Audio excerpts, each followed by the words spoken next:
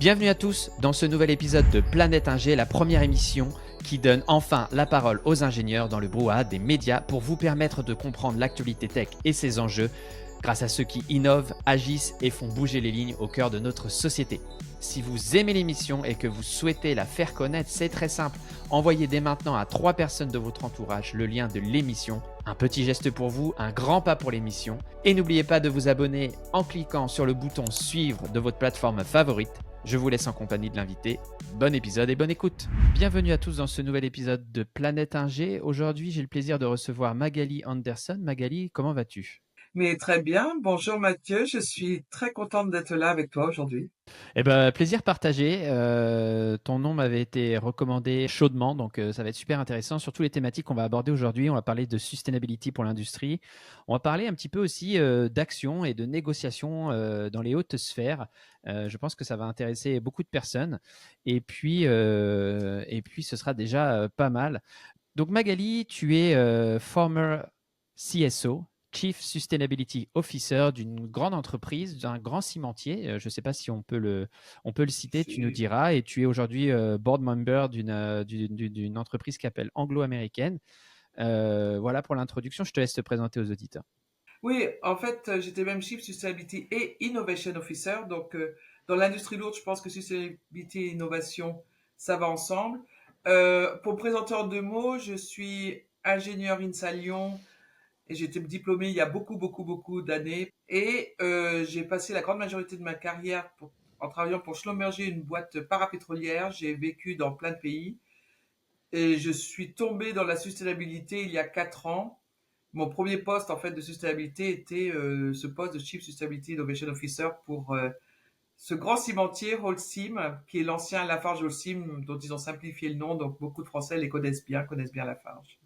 Ok, mais en fait c'est toute cette expérience moi qui m'intéresse, qui va intéresser nos auditeurs pour nous expliquer un petit peu comment on peut essayer de transformer les organisations de l'intérieur, parce que quand on regarde ton parcours, les entreprises que tu cites sont pas forcément les premiers noms qui me viendraient à l'esprit quand quand j'ai envie de parler de transition écologique. Ce sont des acteurs majeurs du ciment, du oil and gas, des entreprises aujourd'hui qui sont pointées du doigt pour leurs activités assez émettrices de CO2. Et pourtant, on a des choses qui bougent à l'intérieur et c'est ce qui m'intéresse un petit peu, moi, dans cet échange. Je pars du principe qu'il y a des gens bien dans toutes les organisations. Donc, comment on s'empare de ces sujets-là et qu'on utilise aussi le fonctionnement de la société humaine avec toute la complexité que ça représente pour faire avancer les choses, même si parfois on a l'impression que ça va trop doucement. On aimerait que ça aille plus vite, mais tu vas pouvoir nous apporter cet éclairage. Alors oui, ouais, je parlerai principalement de mon poste chez Holcim parce que quand j'étais chez Schlumberger, Schlumberger c'est une entreprise donc parapétrolière donc qui travaille pour les grands pétroliers, pour les Total Energy de ce monde, etc. Et c'est extrêmement technologique. Ce que peu de gens savent, c'est que le niveau de technologie dans le pétrole est supérieur au niveau de technologie dans l'aérospatiale, par exemple. Et donc, moi, en bon ingénieur, c'est vraiment ce côté-là qui me passionnait. Et puis, le côté aventure, le côté aller dans plein de pays, faire plein de métiers. J'ai quasiment fait tous les métiers qui existent dans une boîte industrielle.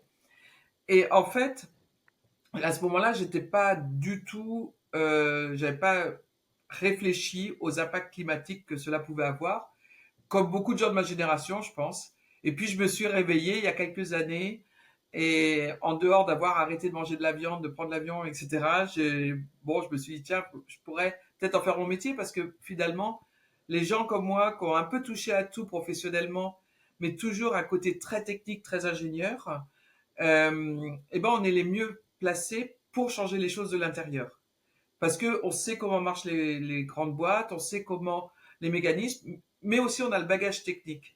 Donc c'est ce qui a fait que j'ai transitionné dans un poste avec plus de purpose. Donc c'était vraiment le côté, voilà, je voulais donner un but un peu plus noble dans ma vie que juste faire gagner de l'argent à une grosse boîte. Et je pense que mon expérience fait qui je suis. Donc tu m'as pas posé la question, mais on me pose souvent la question, tiens, est-ce que tu as honte ou est-ce que tu regrettes ton passé? Non, je le regrette pas parce que déjà, c'est idiot de regretter son passé, ça sert pas à grand chose, c'est trop tard.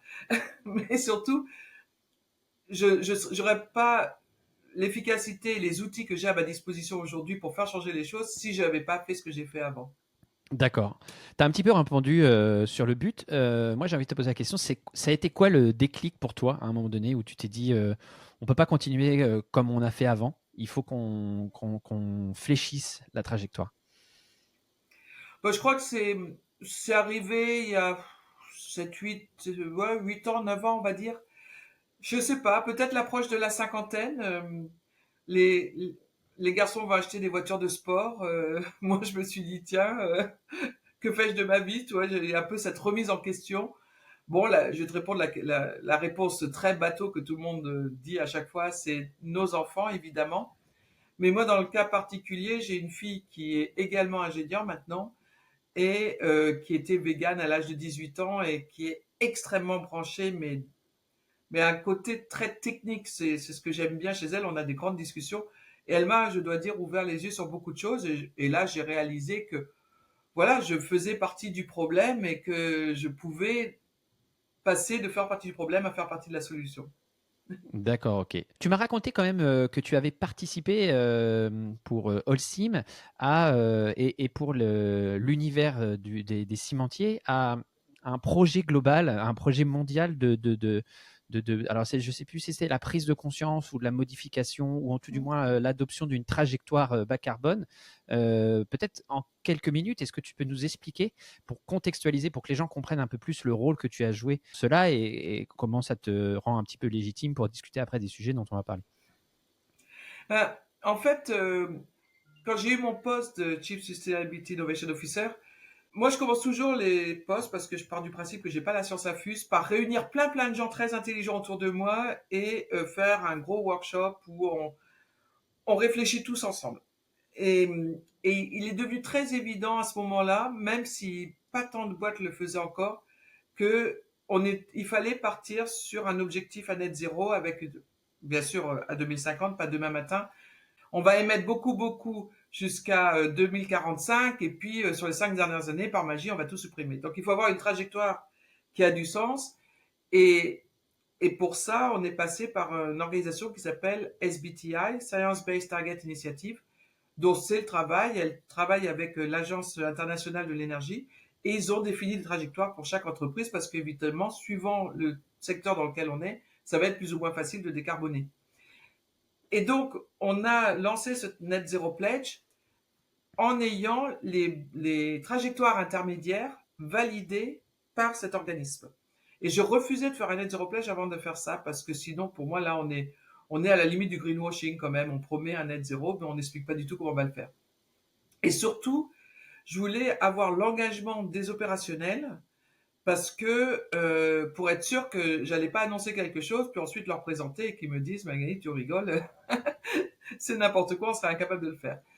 Ça m'a pris un an. Et réellement, j'ai fait beaucoup de stratégies dans ma vie. J'ai jamais mis un an pour faire une stratégie avant celle-là. Parce que le sujet était tellement clé que je voulais absolument qu'il soit parfait.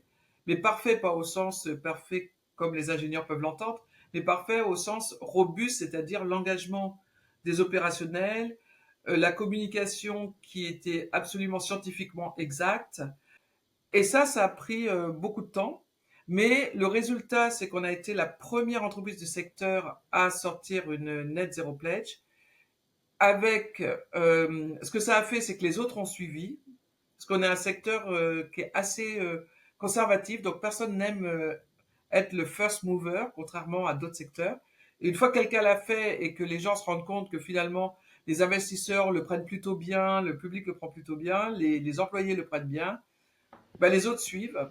Et ensuite, au sein d'une organisation qui s'appelle Global Cement and Concrete Association, donc l'association de tous les cimentiers du monde, qui représente 80% du ciment qui est fabriqué en dehors de la Chine, euh, on a fait un travail sur lequel j'étais très impliqué pour amener à tous les DG de toutes les boîtes cimentières qui faisaient partie de cette association à tous prendre un engagement en net zéro 2050. Donc, je pense réellement que le travail que j'ai fait avec mon équipe ont été un trigger.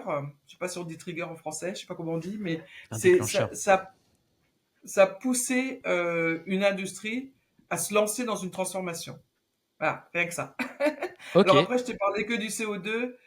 parce que on n'a pas forcément le temps, mais on a fait des trucs super sympas aussi sur la nature et sur le côté social et sur l'économie circulaire. Parce que c'est tout un sujet, c'est à tout. Faut pas Et oui, oui, rester que sur complètement. le Ouais. CO2. Ouais, complètement. Merci de le préciser. Bah, d'ailleurs, ça fait une bonne transition. Est-ce que tu peux nous expliquer ce qu'est un Chief Sustainability Officer au sein d'un grand groupe? Alors, je pense que si tu demandes à 50 Chief Sustainability Officer, tu auras 50 réponses différentes. Donc, je vais te donner la mienne. Déjà, la seule manière de pouvoir faire son travail, c'est d'être au comité exécutif. Si t'es pas au COMEX, n'y va pas. Donc, je suis assez brutal là-dessus parce que c'est la différence entre une fonction parallèle qui fait des trucs, et quelqu'un qui peut intégrer ce qu'on fait dans la stratégie de l'entreprise, dans les décisions, etc. C'est le fait d'être COMEX. Euh, et donc, ce que ça veut dire qu'à chaque fois qu'on discute stratégie, qu'on discute investissement, etc., le sujet de la sustainabilité est sur la table. Il en fait partie. Donc, c'est pas un sujet à part qu'on met comme ça. Donc, ça, c'est la première chose. Ensuite, si on regarde la maturité de l'entreprise, il y a tout un travail à faire qui est de comprendre son empreinte d'émission, que ça soit CO2, nature, enfin, toutes ces empreintes, toutes ces dépendances, on peut appeler ça aussi comme ça. Et puis, faire une stratégie pour aller à net zéro. Il y a beaucoup de CSO qui dépensent beaucoup d'énergie et beaucoup de temps à mesurer l'empreinte. Surtout que maintenant, il y a tout un tas de législations qui sont en train de sortir entre la CSRD, la taxonomie, etc., qui fait que le sujet est en train de se complexifier. Donc il y a beaucoup de CSO qui sont énormément spécialisés là-dessus. Moi, ça me gêne un peu, cette définition du CSO, parce que c'est un peu comme si on disait d'un CEO d'une compagnie, que c'est comme si un CEO se concentrait sur le reporting financier de sa boîte. Le reporting financier, c'est un outil dont il a besoin pour s'assurer que sa stratégie est bonne, mais c'est pas, enfin, j'espère que c'est pas là-dessus qu'il porte la majorité de son attention, parce que ça serait un peu grave. Oui, Et et pour puis moi, il y a est-ce beaucoup que de... c'est pas une façon aussi de mettre les problèmes sous le tapis? On convertit cette tâche, cette fonction en du comptage, en du reporting, comme on aime le faire, et puis on fait ce qui fait aussi peut-être la part belle au cabinet d'audit, et puis derrière, bah, ça évite d'actionner et de s'occuper des vrais problèmes, hein, non? Ben, disons que ça veut dire qu'on s'intéresse énormément à l'étape 1 de la maturité et qu'on va pas sur la dernière étape, qui est l'étape où on change le modèle de l'entreprise. Qui est pour moi là où on devrait aller. C'est là Voilà. que les CSO devraient se Mm. concentrer. Donc effectivement, quand on parle de reporting, après, si tu fais du reporting sans avoir mis des objectifs et un minimum d'objectifs, là tu fais pas très sérieux. Donc quand même, il y a une partie objectif et il y a une partie implémentation et une partie gouvernance. Un bon CSO pour moi, c'est un couteau suisse. Et c'est quelqu'un qui parle avec toutes les fonctions. C'est quelqu'un qui parle avec les achats pour regarder le fameux scope 3 ou les émissions des fournisseurs.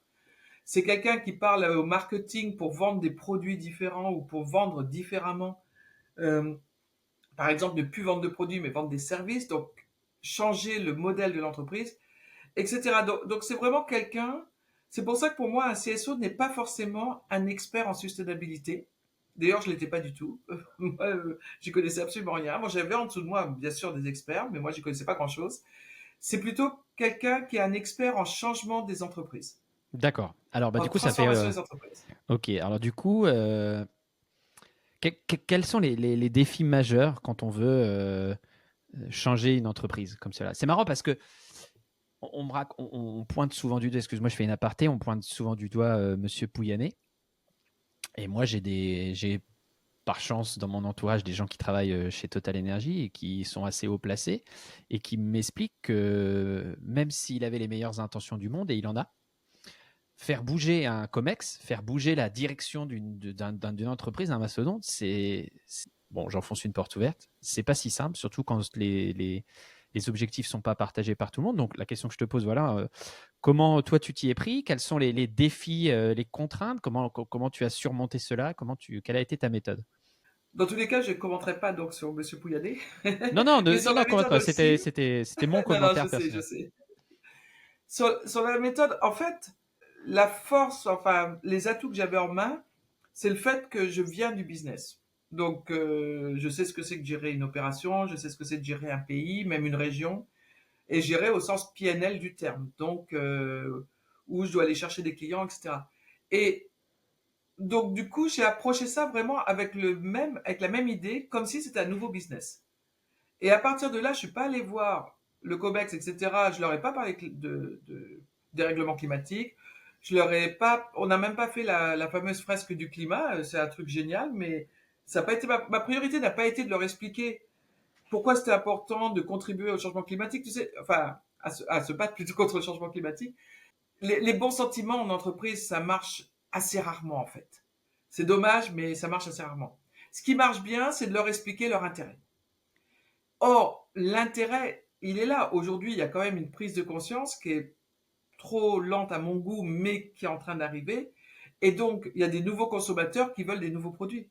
Et donc, quand tu transformes la sustainabilité en une opportunité de business plutôt que des problèmes de compliance et de reporting et de machin qui sont ennuyeux à mourir, qui intéressent absolument personne, bah, là, tu commences à attirer l'attention de ton COMEX et de ton conseil d'administration. Donc, chez Holcim, par exemple, on a lancé un béton bas carbone. Alors, je le définis, hein, c'est très important les définitions en sustainabilité, c'est la différence avec le greenwashing.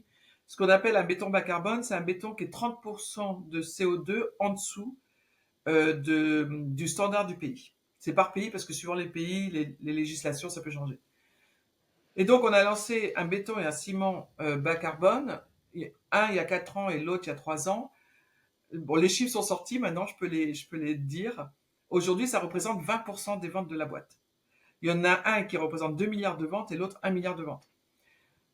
Et avec un price premium qui est intéressant. C'est-à-dire qu'on ne perd pas de l'argent dessus. On ne l'a pas vendu à un prix complètement cassé pour réussir ses objectifs. C'est vendu plus cher qu'un béton ou qu'un ciment normal. Pas énormément, hein, une toute petite marge, mais c'est plus pour le principe de dire on ne perd pas d'argent dessus. Donc, ça, c'est génial. Tout le monde adore ça. On émet moins de CO2, le client est content, on attire des jeunes talents qui disent ah, c'est super, ils font des trucs et des trucs réels. Et je crois que c'est ça qui est important, c'est de travailler avec chaque entreprise. Alors, faut bien comprendre le business. C'est pour ça que la compréhension du business est tellement importante pour voir qu'est-ce qu'on peut faire qui va être un win-win complet, aussi bien gagner de l'argent que de faire de la sustainabilité. Si tu montres que le côté compliance, coût, etc., là, oublie, tu ne vas jamais convaincre qui que ce soit. Enfin, tu vas y aller au forceps, quoi. Et ça marche jamais bien, les forceps. Il y a quelque chose que j'ai pas pu m'empêcher de remarquer. On me dit souvent que je suis un peu le Sherlock Holmes du podcast. Tu es une femme. Est-ce que ça a été un obstacle pour toi dans ce déploiement, dans ce travail justement de changement, dans un univers peut-être un peu plus, peut-être masculin même? Tu sais que tu parles à quelqu'un qui a démarré sa carrière sur plateforme pétrolière, seule femme au milieu de 80 hommes, hein. Donc, franchement, ça fait longtemps que je me pose plus la question. Tant que j'ai pas des signes réels de sexisme qui sont indiscutables, je suis pas du tout parano. Donc, je pars du principe que, ouais, les obstacles que j'ai eus sont dus au fait que j'étais en train d'essayer d'amener des changements relativement profonds à l'entreprise et que bah, les gens sont dans leur zone de confort, tu les sors de leur zone de confort, tu vas avoir de la résistance. Ça, je ne sais pas s'il y a une loi physique qui explique ça, mais à mon avis, il faudrait l'inventer si elle n'existe pas. Et voilà, c'est tout. Mais non, je pense pas. Ceci dit, en sustainabilité, on trouve beaucoup de femmes. Alors, si j'étais cynique, je dirais que on trouve beaucoup de femmes parce que jusqu'à présent, les hommes n'ont pas encore compris à quel point c'était stratégique. Mais au fur et à mesure qu'ils vont le comprendre, ils vont prendre la place que les femmes avaient réussi à prendre. Mais ça, c'est si j'étais cynique. D'accord, ok. Aujourd'hui, si on regarde l'industrie de façon un peu plus globale, tu as quitté Holcim de toute façon, donc tu as peut-être réussi à prendre un peu plus de hauteur ou même d'avoir justement à travers ce que tu as fait des interlocuteurs de divers secteurs.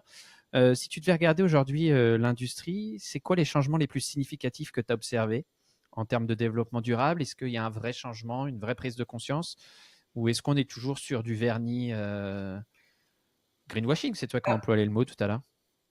une prise de conscience, j'en suis pas certaine. Mais une compréhension que c'est un chemin obligé, je pense que là, il y a une grosse évolution. C'est-à-dire qu'on ne le fait pas forcément parce qu'on y croit, mais on le fait parce qu'on se dit qu'on n'a pas trop le choix. Alors pourquoi on n'a pas trop le choix? C'est parce qu'il y a quand même un certain alignement des étoiles qui est en train d'arriver. Euh, déjà, la plupart des dirigeants ont des enfants. C'est idiot, mais quand tu as à la maison des ados qui sont un peu écolos et qu'à chaque fois que tu rentres, on te dit bah, papa, maman, t'en as pas marre de bosser pour une boîte qui détruit mon futur, ça peut amener une certaine conscience et tu te dis bah, si je fais des choses bien, au moins j'ai un truc à leur répondre. Il y a les investisseurs, bon, ils sont pas toujours très vertueux, mais il y a un certain nombre d'investisseurs qui poussent les entreprises à faire ça. Ceci dit, ils les poussent à faire ça tout en gardant leur cash. On est bien d'accord, ils leur disent pas sacrifier votre cash pour ça, mais quand même, ils demandent. Et ça, on l'a vraiment vu. C'est-à-dire que chez Holcim, je venais juste de prendre mon poste, j'avais pas eu le temps encore de faire quoi que ce soit, et il n'y avait pas eu d'annonce encore de faite. On a eu une année excellente d'un point de vue financier. On a été au résultat et on s'est fait laminer par les investisseurs parce que à cause de notre inaction au niveau climatique. Et donc moi, ça m'a beaucoup aidé parce que j'ai mon directeur général, du coup, qui s'est tourné vers moi en disant, bon, bah, Magali, là, faut qu'on fasse quelque chose. Donc, ça aide. Et puis, il y a la société en général. Ce que je viens de raconter, c'est vrai pour les dirigeants, c'est vrai pour les employés. Donc, les employés ont envie de rentrer chez eux et de raconter à leurs enfants qu'ils font des choses plutôt bien. Moi, je pars du principe que personne va bosser en se disant, super, je vais endommager un peu plus la planète. Enfin, j'espère pas. Bon, Et puis, il excuse-moi y a les jeunes Magali. talents. Oui, il y a les jeunes talents. Attends, juste, je t'interromps. Il faut pas être naïf non plus. Il y en a qui en ont rien à secouer. Enfin, je veux dire, très sincèrement, voilà. Enfin, tu vois, je veux pas être, être dans l'angélisme non plus. Enfin, Non, non, je suis d'accord avec toi. Là, il y aurait beaucoup plus de gens qui auraient arrêté de manger de la viande, etc., si c'était le cas. On est bien d'accord. Par contre, si tu as le choix entre ne rien faire et faire quelque chose bien sans que ça te coûte grand-chose, oh, il y a des chances que tu fasses quand même quelque chose bien parce que ça te permet de dire à tes enfants et tout ça que tu le fais. d'accord. Sans que ça te coûte grand-chose, hein, j'ai bien dit ça. Et donc, dans une entreprise, quand tu veux faire bouger les choses, il faut faire que pour l'opérationnel, le patron pays qui doit gérer, qui jongle avec 50 balles en même temps, il faut s'assurer que tu lui compliques pas sa vie. Si tu lui compliques sa vie, c'est sûr, il va te dire, écoute, j'ai autre chose à faire. Donc la façon dont on a fait ça, bah déjà, tu leur donnes une boîte à outils et tu leur expliques bien avec des objectifs clairs ce qu'ils doivent faire. Donc là, ça leur simplifie la vie, c'est-à-dire qu'ils n'ont pas à se gratter la tête comment je vais faire avancer la chose. Et puis surtout, tu as une carte quand même magique, c'est les fameuses bonus, objectifs bonus. Donc, Allsim, ce qu'on appelle long-term incentive, donc les objectifs à 3 ans étaient 100% financiers. On a fait qu'un tiers sont devenus des objectifs de sustainabilité. Et là, la question se pose plus. C'est-à-dire que tout le monde sait que les grands patrons veulent avoir leur bonus. Et donc, pour avoir leur bonus, j'ai plutôt intérêt à faire ce qu'on me demande de faire d'un point de vue sustainabilité. Donc, c'est pas de l'angélisme. C'est plutôt de dire que il y a peu de gens, parce que je suis de nouveau quelqu'un de plutôt optimiste, qui vont faire le mal pour le plaisir de faire le mal. S'ils le font, c'est soit parce qu'ils savent pas comment faire autrement, soit parce que leurs objectifs n'ont pas été alignés. Et donc, une fois que tu as aplani euh, tous ces tous ces obstacles, bah ils vont aller le faire parce que ça leur permet après, comme je disais, de dire à leurs enfants, regarde, moi je suis quelqu'un de bien, j'ai fait avancer la cause aujourd'hui, etc. Ok. Donc il y a ça. Et puis le dernier point, pourquoi les entreprises doivent le faire, c'est l'attraction des talents. Et chez Holcim, ça a été mais flagrant. Euh, donc, on a un centre de recherche donc, qui était dans mon escarcelle à Lyon, justement à côté de mon école. C'est une coïncidence, mais c'est comme ça. On n'attirait plus personne. Un centre de Ouais, ouais. recherche, ne pas attirer de jeunes ingénieurs stagiaires, c'est quand même assez dramatique. Quand on a fait la Net Zero Pledge, etc., et que les gens nous ont cru, c'est-à-dire c'était pas juste une petite couche de blabla au-dessus de quelque chose qui sentait beaucoup moins bon, on s'est mis à avoir, enfin, maintenant les gens veulent venir chez Holcim, mais ça fait une différence monumentale. Et ça Ouais. parle aux dirigeants. Ouais, ouais, je comprends ce que tu veux dire. Moi, j'ai fait des tables rondes à l'INSA aussi et on voyait une défection vers certains secteurs et une attirance vers d'autres. Donc, effectivement, c'est essentiel, surtout dans la guerre pour attirer les talents maintenant. Est-ce que c'est aux législateurs, notamment en Europe, de surcontraindre les entreprises avec le risque de les mettre en danger par rapport à la concurrence internationale, ou est-ce que tout ce qu'on vient d'expliquer, cette prise de conscience à tous les échelons, talent, consommation, consommateur, enfin client, talent, client, assurance, investisseur, suffit à changer les choses? Non, c'est un tout, il faut l'ensemble. Aujourd'hui, je trouve qu'il y a un peu trop un jeu de passage de balle. Je peux pas le faire parce que le législateur n'a pas fait ça. Le législateur dit je peux pas le faire et je trouve ça un petit peu dommage. Je trouve que la cause est trop importante pour qu'on soit à se tirailler dans les pattes. Le législateur est important parce que bah, tout de suite, ça simplifie les choses. C'est-à-dire que tout le monde est au même niveau et à partir de là, il n'y a plus de discussion. Voilà, si la RE 2020 en France qui dit qu'il faut, dans le domaine de la construction, c'est génial. Moi, je trouve que c'est parce que à ce moment-là, bah, tout le monde doit amener des produits bas carbone, donc même s'ils coûtent un peu plus cher, comme tout le monde les amène, il n'y a plus de concurrence. Enfin, il y a une concurrence, mais c'est pas, ils vont pas choisir mon produit parce qu'il risque d'être plus cher. Donc la législation est très importante. Après, au niveau de l'Europe, il y a le fameux ce qu'on appelle ETS. Alors, je sais pas ce que ça veut dire. ETS, je sais plus ce que ça veut dire, mais enfin bref, c'est le fait qu'ils ont distribué un certain nombre d'allocations, d'allowances carbone aux boîtes très émettrices et que ces allowances diminuent tous les ans. Et donc, à partir de là, aujourd'hui, par exemple, il n'y a pas un seul cimentier en Europe qui a suffisamment d'allowances pour faire son ciment. Donc, ça les force à baisser le CO2 par tonne de ciment, sinon ils doivent payer beaucoup d'argent.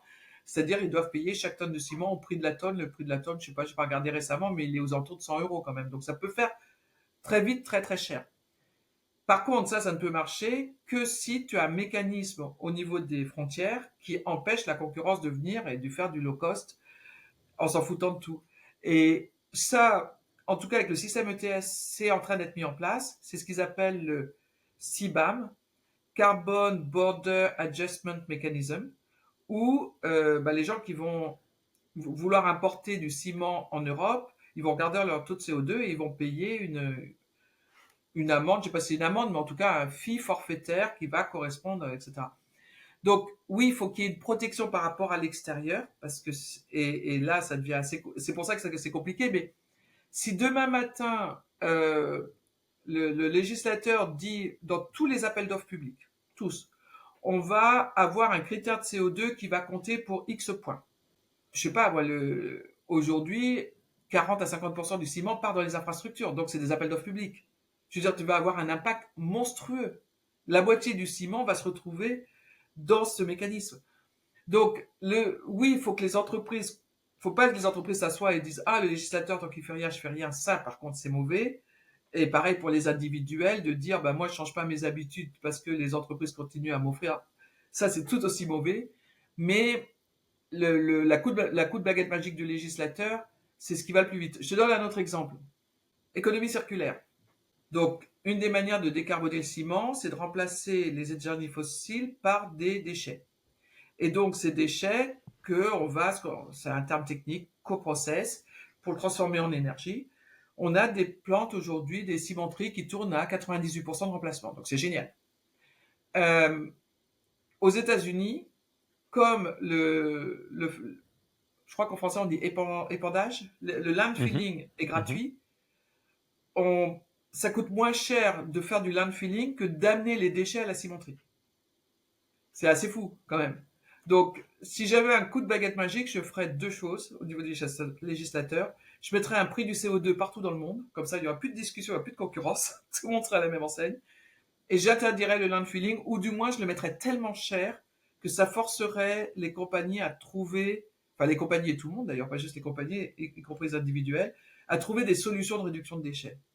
Tu fais ça, tu aurais fait avancer la cause énormément très rapidement. Bah écoute, ouais, ça rejoint l'épisode qui est sorti juste avant le tien avec Kako sur les déchets plastiques, sur les déchets plastiques dans les océans, la pollution des océans. Ça rejoint aussi l'épisode avec Germain Gouranton. Hein, je vous invite à aller écouter un épisode de la saison dernière, pardon, qui sera peut-être remonté en vidéo et que je sortirai. J'en profite d'ailleurs, si vous regardez l'émission là, hein, partagez-la autour de vous, abonnez-vous à la chaîne YouTube. Et puis, laissez un petit commentaire à Magali si vous êtes d'accord ou pas d'accord. Et j'invite bien sûr tout type d'invités de tous horizons pour venir débattre et discuter avec nous. Euh, Magali, on Et Kako, continue. c'est une fameuse INSA qui fait un boulot fantastique d'ailleurs. J'en Ah profite bah, pour vous dire allez ça. voir, elle est intarissable sur le sujet de la pollution, sur le sujet de la Oui, pollution oui, non, plastique. je la suis sur les réseaux Ouais. sociaux et elle fait des études. Et de nouveau, c'est ce que j'aime sur le côté ingénieur, c'est que c'est des études scientifiques. Voilà, point, c'est ça. C'est pas, il n'y a pas de discussion. On n'est pas dans l'opinion, on est dans la science. Exactement. Bon, il y a toujours un petit peu d'opinion, mais c'est un petit peu l'idée, c'est de donner la parole à la science ici. C'est ce qu'on essaye de faire. Justement, très bonne transition. Je ne sais pas, Magali, ce qui se passe aujourd'hui. On a des transitions toutes faites. C'est formidable. On n'a pas répété. Est-ce que tu es une méchante techno-solutionniste?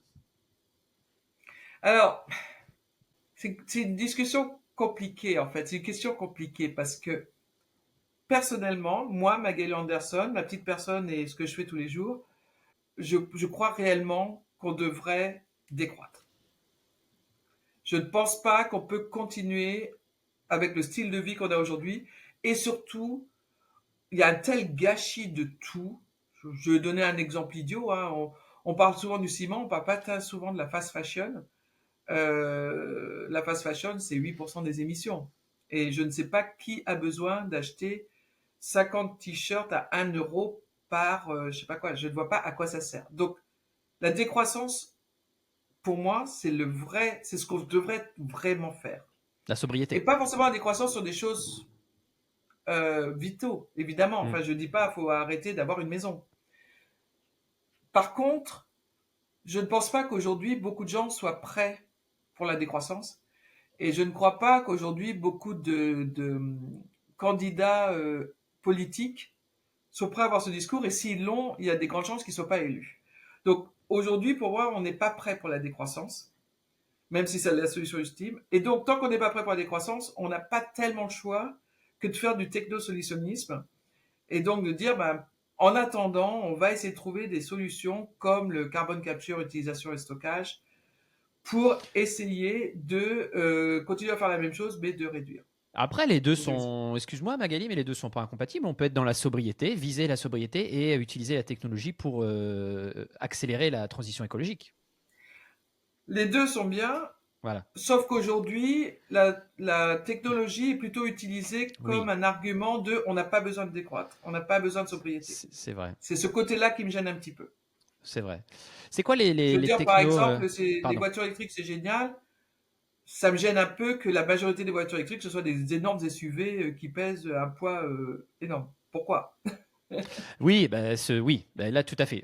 C'est un exemple très concret de contradiction entre électrification qui est nécessaire et réduction, sobriété de la taille du véhicule. On n'a peut-être Voilà. pas besoin pour faire 50 bonnes par jour d'un SUV, évidemment. C'est quoi les technos, toi Alors d'ailleurs, entre parenthèses, à chaque fois, on verra ce que tu vas me répondre, mais moi, je suis toujours impressionné quand j'en parle aux invités, de découvrir que la plupart des technologies dont on aurait besoin pour nous aider sont déjà existantes et sur étagère. C'est quoi les technologies, toi, qui t'impressionnent le plus ou que tu as en tête, les plus marquantes, qui seraient facilement déployables ou que tu vois arriver et qui vraiment pourraient nous sortir de la panade?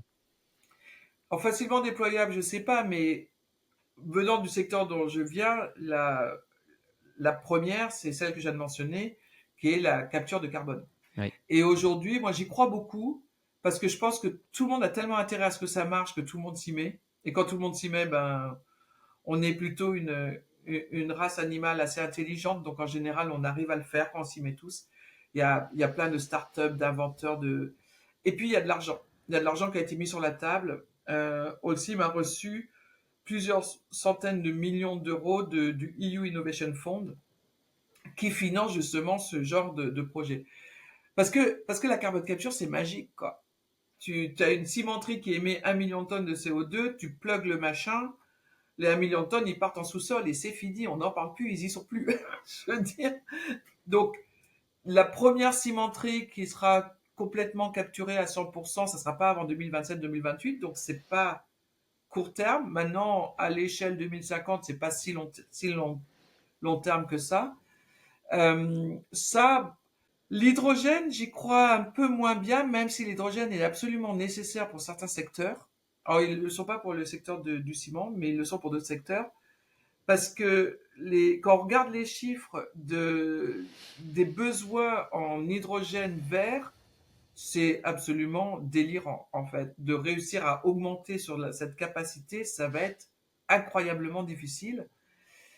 Et après, si je reste dans le domaine de la construction, ce à quoi je ne crois pas, et c'est là où je pense qu'il faut faire très attention à faire ce qu'on appelle la- euh, l'analyse de cycle de vie, où on regarde toutes les dépendances et pas juste au moment T, au moment M ou au moment T, le, le calcul du CO2, c'est par exemple transformer les constructions en faire du bois.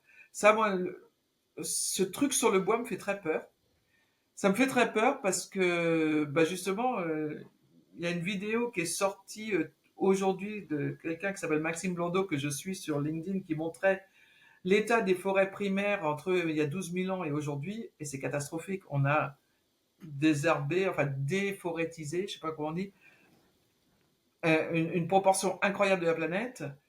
Et, et aujourd'hui, on remplace des forêts primaires qui sont des joyaux de biodiversité, etc., par des plantations d'arbres qui sont bien pour faire tout un tas de trucs. Et ça, je comprends pas. Toi, je comprends pas qu'on remplace tout ce qui était jetable en plastique par des trucs. Il faut enlever le jetable plastique, mais le remplacer par des trucs qui sont faits à base de bois, je comprends pas. J'ai un vrai problème avec l'utilisation du bois dans la transition. Ok, bah écoute, très clair, merci. Euh, J'aimerais qu'on revienne un petit peu sur tes techniques à toi de négociatrice. Comment tu t'y prends? C'est quoi les secrets de Magali pour rentrer dans le cerveau des dirigeants? Alors, tu nous en as parlé un petit peu, mais concrètement aussi, comment, parce que tu n'as pas toujours été facile, j'imagine, t'as pas toujours, on a l'impression quand tu nous en parles que tu as proposé et hop, c'était fait. Non, quels sont comment on négocie avec des hauts dirigeants? Comment La première chose, c'est de bien les connaître pour savoir qu'est-ce qui les fait bouger. Et donc, bah, beaucoup, c'est quand même l'argent, hein, soyons clairs. Mais d'autres, ça peut être autre chose. Donc, trouver les triggers, excusez-moi, je sais pas le mot français, mais les les, déclencheurs, les mais il n'y a pas de triggers souci. qui vont entraîner l'action chez les gens. Et ça, c'est très personnel. Mais moi, si je devais faire une méthode, un truc que j'ai observé au cours des années, c'est que quand tu envoies un nouveau concept à quelqu'un, la première réaction de cette personne, ça va être de l'envoyer à son équipe pour avoir l'opinion de son équipe. Et son équipe, si c'est un concept super novateur et un peu quand même en dehors de la zone de confort, etc., il y a des choses qui vont aussi l'envoyer à leurs équipes. Donc moi, j'ai mis en place, enfin c'est pas vraiment mis en place, mais j'utilise une technique que j'ai appelée la technique de l'encerclement, où tu commences par le bas et tu remontes. Donc au moment où le grand chef demande à son équipe, tu l'as déjà convaincu, donc tout le monde va parler la même langue et dire ah ouais j'en ai entendu parler, ça a l'air super, il faudrait qu'on le fasse. Et là tu as gagné la bataille avant, mais ça veut dire que tout ça, ça s'est fait, ça prend beaucoup de temps. Mais oui. Et quand je dis que j'ai mis 1 an entre le moment où j'ai lancé l'idée de la plage et le moment où je l'ai faite, c'est parce que j'ai pris ce temps-là. Parce que le problème que tu as avec les grands dirigeants, avec les DG d'entreprise par exemple, en général, tu n'as qu'une seule chance, tu n'as qu'une seule carte. Donc si tu vas voir le dirigeant ou la dirigeante et que tu joues mal ta carte et que c'est refusé, ça va être très compliqué de revenir à la charge et de l'obtenir après. Très compliqué. Donc il faut pas se rater. Et pour pas se rater, il faut faire un travail de fond énorme où, voilà, c'est ça, connaître tout le monde et puis faire monter le truc jusqu'en haut. Alors c'est marrant parce que ça me rappelle une super anecdote d'une amie. Elle va se reconnaître si elle écoute l'épisode. En tout cas, dans les techniques de négociation, même de vente, de pénétration d'un grand compte, on dit toujours, c'est comme dans une fête d'anniversaire, si avec la personne qui organise son anniversaire, tu as le droit qu'à une carte. Donc, si tu la joues et que ça marche pas, bah, tu rentreras jamais. Alors qu'en fait, finalement, avant d'aller jouer cette carte-là, tu as quand même beaucoup d'autres cartes à jouer, d'autres personnes à contacter en amont pour essayer de pénétrer l'organisation et déjà aussi de prendre de l'information, savoir un petit peu comment ça se passe, etc. Bon, parenthèse fermée. On est déjà à 40 minutes, Magali, donc bah, écoute, j'accélère un petit peu. Toi, ta vision à long terme des choses en tant qu'ingénieur, est-ce que tu es plutôt positive ou quand même un petit peu pessimiste? Ah, moi, je suis toujours positive. Toujours, toujours, toujours. Mais Ça sinon, s'entend en tout enfin, c'est cas. trop triste la vie quand on l'est pas. Qu'est-ce qui te donne des motifs d'espoir, justement? Bah, parce que je pense que aujourd'hui, dans les décarbonations, et on a parlé de techno, etc. juste avant, il y a un rôle clé de l'ingénieur. Et pas d'ingénieur environnementaliste. Non, d'ingénieur tout court. Parce que pour décarboner une cimenterie, il vaut mieux être ingénieur chimiste ou ingénieur mécanique qu'ingénieur environnementaliste, par exemple. Donc, il y a chaque ingénieur a un rôle clé à jouer dans cette transition, dans son domaine, à lui ou à elle. Et pour moi, c'est super important. C'est vrai, quand on connaît un peu le milieu du oil and gas, moi j'ai connu, hein, il est rempli à ras-bord de professionnels techniciens hyper pointus, hyper rigoureux, très soucieux de plein de choses, hein, de la sécurité et aussi de l'environnement. On pourrait croire que c'est antagoniste, mais ça ne l'est pas. Et comment on mobilise ces forces-là, justement, c'est ce savoir-là dans la bonne direction? Mais c'est pas si compliqué que ça. Je vais paraphraser quelqu'un de français très célèbre. C'est mon projet. Non, non, mais je blague qu'à moitié. C'est vraiment, si tu donnes une vision qui tient la route, c'est-à-dire qui permet aux gens de se sentir bien parce qu'ils font des choses bien, tout en montrant qu'il y a un avenir pour la boîte et qu'elle va pas se casser la figure et qu'elle va pas partir en banqueroute au bout de 6 mois, tu vas les emmener avec toi. Et après, c'est ce que je disais, c'est alignement des objectifs, etc. Mais au départ, c'est une vision qui doit que les gens ont envie de suivre. Et ça, c'est vrai pour n'importe quelle boîte. Enfin, les leaders charismatiques qui se lancent dans des startups et qui font des trucs incroyables, au départ, c'est une vision et ça a engagé des gens à suivre cette vision. Donc c'est idiot, mais et je trouve que ce que tu dis de l'oil and gas est complètement vrai. Il y a des talents incroyables. C'est pour ça que j'ai commencé en disant d'un point de vue scientifique, c'est vraiment très très haut. Et il y a des talents incroyables. Et je pense qu'il y en a beaucoup. Et moi j'ai beaucoup de mes amis qui seraient prêts à faire ce pivot si on leur donne le bon projet. Donc il suffit juste de venir avec le bon projet. C'est pas si compliqué que ça, quoi. Ouais, complètement. C'est marrant parce que ça me rappelle un des premiers épisodes. Alors, c'était la première saison. On était qu'en audio avec Samuel Laitier de. Il était VP Carbon Capture Project chez Total Energy justement, et on avait fait un super épisode qui était un petit peu, sûrement un peu à contre-courant de ce que à l'époque sa direction. Donc c'était, allez l'écouter. C'était vraiment sympa, hein, Samuel. On te salue. T'es à Houston. Ça doit pas être facile tous les jours. Qu'est-ce que tu donnerais comme conseil aux jeunes CSO, justement, ou aux jeunes ingénieurs qui hésiteraient à embrasser cette fonction, ou aux jeunes CSO qui prendraient ces fonctions euh, pour réussir? Bah, je pense réellement que il y a une vraie reconnaissance des boîtes qu'on a besoin de CSO.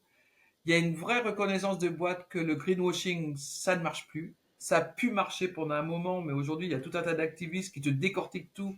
Et enfin, pour faire du greenwashing, il faut être très très bête quand même. Ça veut dire que tu crois vraiment t'en sortir à bon compte? Non, ça ne marche jamais.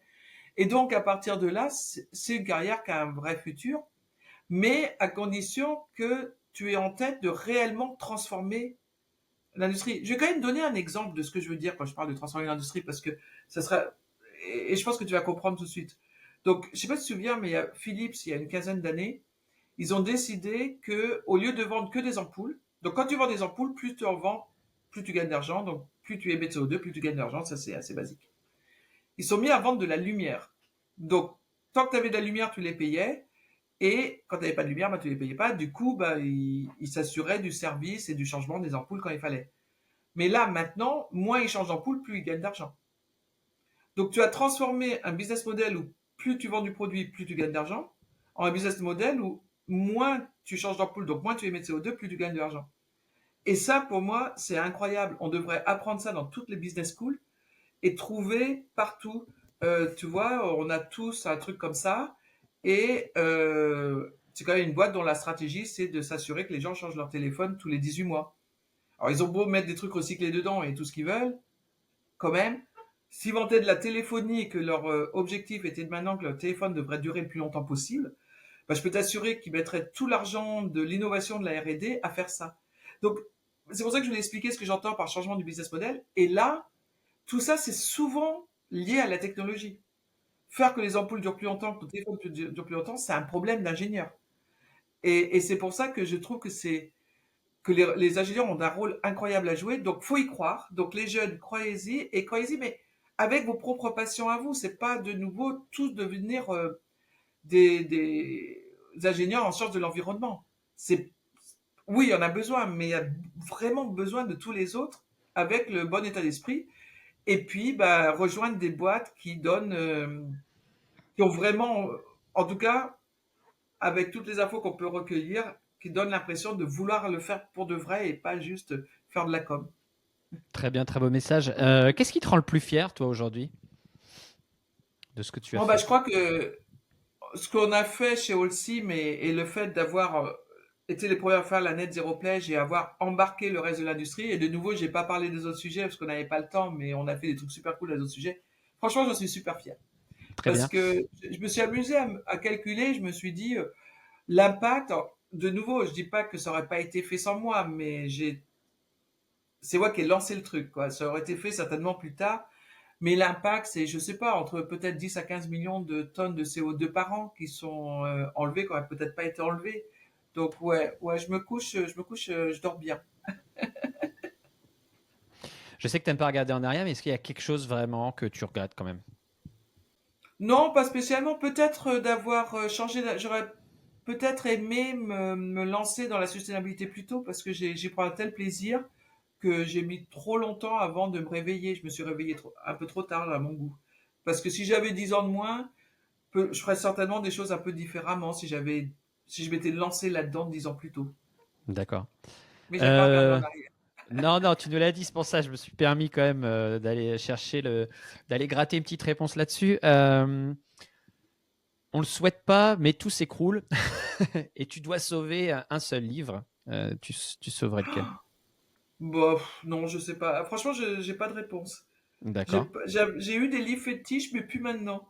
Ok. Il y a trop de richesses et en ce moment, je lis plutôt des trucs sur l'environnement, donc je suis pas sûr que j'aurai envie d'en Non. sauver un.